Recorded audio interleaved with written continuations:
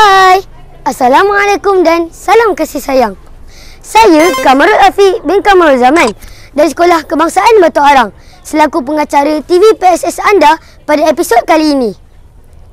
Pada hari ini, saya akan membawa anda bersama-sama menerokai Taman Botani Pintar Itegrini sekolah kami. Jom!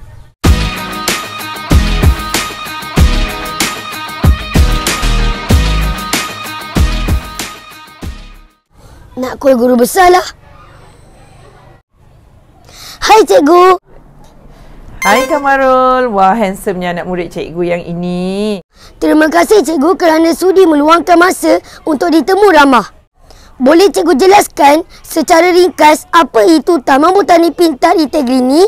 Okey, Taman Botani Pintar yang ada di sekolah kita iaitu kita sebut sebagai taman yang menggunakan penjimatan air, contohnya yang paling menjimatkan iaitu kita tadah air hujan dan kita guna semula air tersebut untuk menyiram tumbuh-tumbuhan yang ada di taman botanik kita. Cikgu, apakah teknologi digital yang diguna pakai dalam taman botanik ini?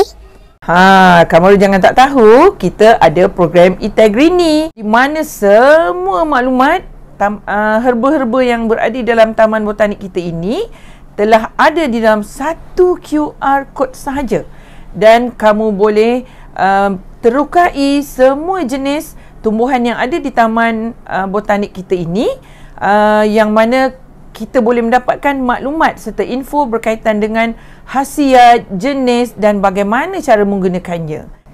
Baik Kamarul, Assalamualaikum. Bye. Objektif pembangunan taman ini ialah menambahkan koleksi tanaman, mewujudkan taman botani yang berinformatif dan memaklumat serta kemas dari segi landscape dan susun atur.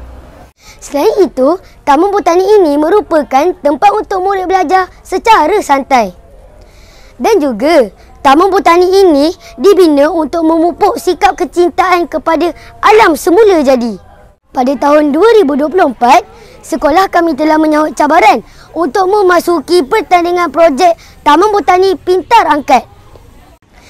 Apa yang membuatkan Taman Botani Pintar Itegrini ini sangat menarik ialah penggunaan teknologi digital.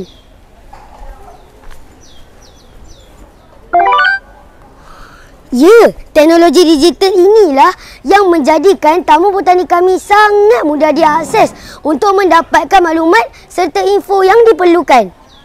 Dengan mengimbas kod QR, dapat memudahkan pengunjung Taman Botani Pintar Itegrini mendapatkan maklumat tentang tumbuhan tersebut. Selain daripada itu, kami juga mempunyai produk keluaran Taman Botani Pintar Itegrini, iaitu Manda Herba Aroma Tinta. Manda herba ini dihasilkan sendiri oleh guru dan murid melalui hasil tanaman herba yang ditanam.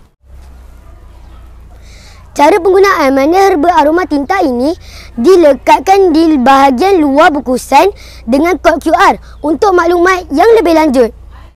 Kami menggunakan teknologi digital ini untuk menyampaikan maklumat yang jelas kepada pengguna supaya mereka tidak tertanya-tanya apakah bahan yang digunakan serta bagaimana produk ini digunakan. Alhamdulillah, setelah berpenat lelah membangunkan Taman Botani Pintar Itegrini ini, sekolah kami telah diangkat menjadi johan dalam pertandingan Taman Botani Pintar Angkat MPS. Anugerah dan penghargaan ini telah disampaikan oleh Yang Amat Berhormat Datuk Seri Haji Amiruddin bin Syari, Datuk Menteri Besar Selangor.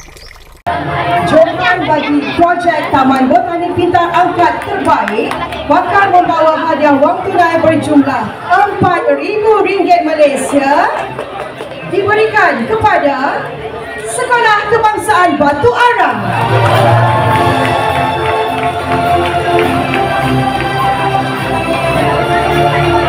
Dan berakhirlah episod kita pada hari ini. Saya berharap agar kita sama-sama dapat meningkatkan kemahiran digital untuk memajukan negara kita sekaligus menjadi negara yang celik digital. Saya Kamarul Afiq bin Kamarul Zaman, wartawan cilik TV PSS Lubuk Arang. Sehingga berjumpa lagi. Bye!